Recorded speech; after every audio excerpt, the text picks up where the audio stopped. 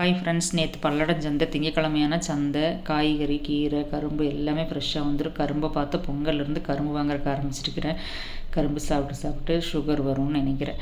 பாவக்காயும் கொஞ்சம் விலை கம்மியாக இருந்துச்சு. சரி, வெயில் ஆரம்பிச்சிருச்சு, வத்தல் போடலான்னு சொல்லி பாவக்காய் வாங்கிட்டு வந்தேன். பாவக்காய் வத்தல் எல்லாத்துக்குமே நல்லாயிருக்கும், டேஸ்ட்டாக இருக்கும், சூப்பர் டேஸ்ட்டாக இருக்கும்.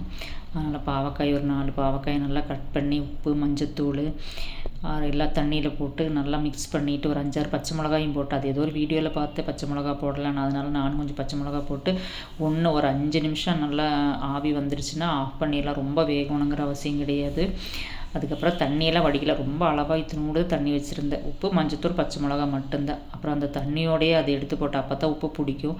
தண்ணி வடிச்சிட்டோம்னா அப்புறம் உப்பெல்லாம் போயிடும். கொஞ்சம் பாவக்காய் கொஞ்சம் நல்லா உப்பு வேணும், இல்லாட்டி கசப்பு அடிக்கும் ரொம்ப. அதனால் அப்படியே தண்ணியோடையே கொட்டி வச்சு வெயிலில் வச்சுட்டேன். 2 நாள் ஆகும் காயருக்கு. இங்கே பால்கனிலே இப்படியே வச்சுட்டு அதுக்கப்புறம் ஒரு பாவக்காய் போட்டு நல்லா பொரியல் பண்ணி கொஞ்சம் வெங்காயம், பச்சை மிளகாயில் வச்சு தேங்காய் சட்னி அரைச்சிட்டேன். பழைய சாப்பாடு, தயிர், வெங்காயம் போட்டு கலக்கி வச்சுட்டு இந்த வீடியோ பிடிச்சத சேனலை சப்ஸ்கிரைப் பண்ணுங்கள்.